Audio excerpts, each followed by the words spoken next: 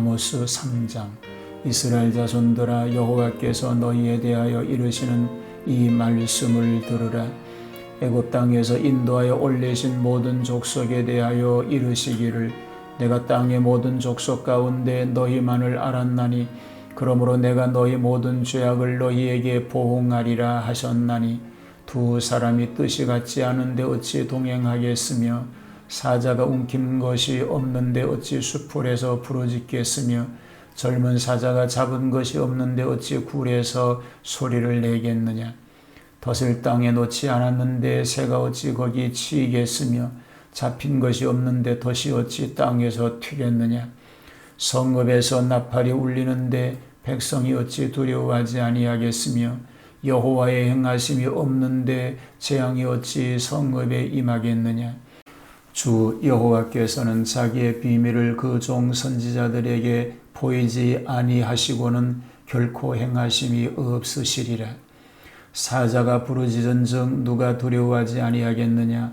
주 여호와께서 말씀하신즉 누가 예언하지 아니하겠느냐. 아스돗의 궁궐들과 애굽 땅의 궁궐들에 선포하여 이르기를, 너희는 사마리아 산들에 모여 그 성중에서 얼마나 큰 요란함과 학대함이 있나 보라 하라. 자기 궁궐에서 포악과 겁탈을 쌓는 자들이 바른 일 행할 줄을 모르느니라. 여호와의 말씀이니라. 그러므로 주 여호와께서 이와 같이 말씀하시되, 이 땅 사면에 대적이 있어 내 힘을 쇠하게 하며 내 궁궐을 약탈하리라. 여호와께서 이와 같이 말씀하시되, 목자가 사자 입에서 양의 두 다리나 귀 조각을 건져냄과 같이 사마리아에서 침상 모서리에나 걸상의 방석에 앉은 이스라엘 자손도 건져냄을 입으리라. 주 여호와 만군의 하나님의 말씀이니라. 너희는 듣고 야곱의 족속에게 증언하라.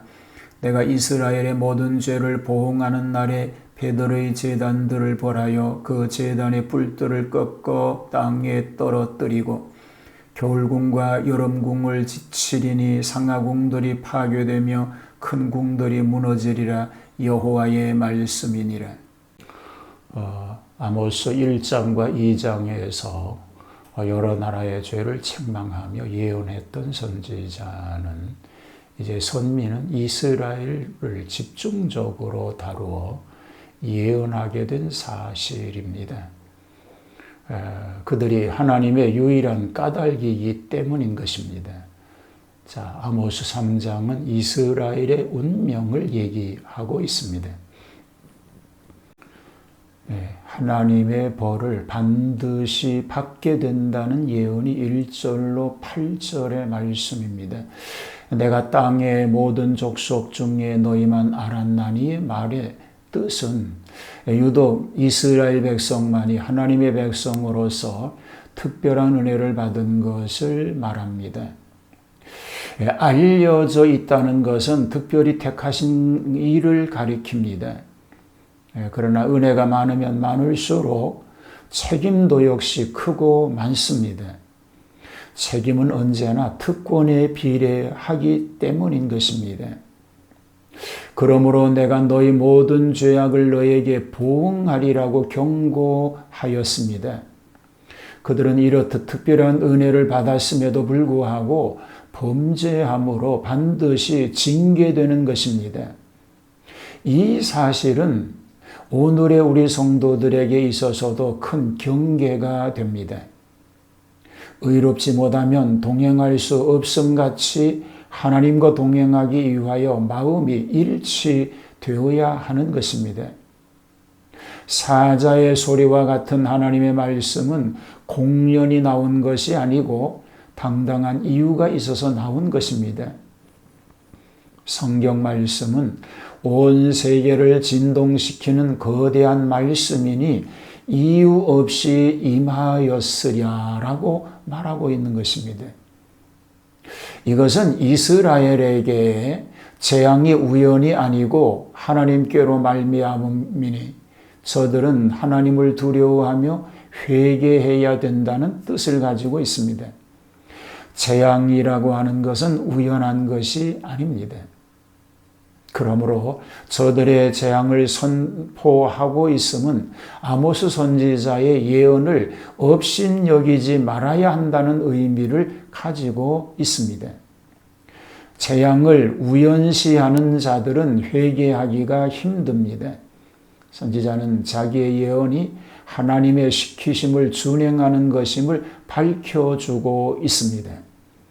그러므로 듣는 자가 경의심으로 해야 하는 것입니다. 이방인 앞에 공개합니다. 9절과 10절의 말씀이지요. 하나님께서 이방 아스돗과 애굽 땅의 궁들 가운데서도 사마리아의 왕궁 가운데서처럼 포악을 행하지 않음을 지적하여 하나님을 알만한 이스라엘이 여지없이 타락한 것을 통탄하고 있습니다. 사마리아 산들의 모여라고 하는 말은 이스라엘 왕궁이 건축된 곳이라고 보다 그것들을 둘러싼 산들을 가리키는 것입니다.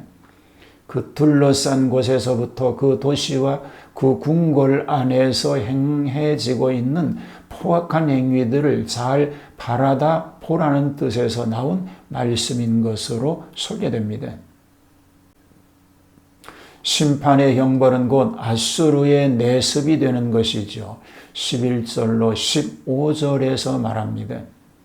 이 땅 사면에 대적이 있어 내 힘을 쇠하게 하며 내 궁궐을 약탈하리라고 하였으니 과연 이스라엘이 원수들의 포위를 당하여 피할 수 없이 될 것이요 왕궁에서 사는 자들도 극소수로 구원을 받을 것이라고 합니다. 이때에 특별히 문제되는 이스라엘의 죄는 우상숭배와 사치하는 죄악이었습니다. 베델의 단들을 벌하며 그 단의 별들을 꺾어 땅에 떨어뜨린다고 하는 것이 우상숭배의 죄를 파괴하며 또 겨울궁과 여름궁, 상하궁과 큰 궁들이 침략을 받고 결단난다는 것입니다. 이것은 이스라엘의 사치향락의 죄가 파멸되리라고 경고한 말씀입니다. 이 일은 결국 아수르의 침략으로 성취될 것을 뜻하고 있습니다. 이 예언은 BC 734년에 아수르의 드글랏필레셀이 길르앗과 갈릴리를 침략하였고 또 724년에는 살마네셀이 북쪽 이스라엘을 침략하였습니다. 그때에 사마리아가 3년간 포위되었다가 필경은 멸망받았습니다. 하나님의 말씀을 받아들이지 않고 하나님의 말씀대로 살아야 할 하나님의 자녀들이 하나님 말씀대로 살지 않을 때에 이와 같은 비극적 상황이 올 수 있음을 기억하고 경각심을 가지고 말씀을 순종하며 하나님 뜻을 이루어드리는 그런 삶을 살아갈 수 있게 되어야 할 줄로 믿습니다. 이런 은혜를 누리실 수 있게 되기를 축복합니다. 이 나라를 하나님이 통치하여 주시옵소서.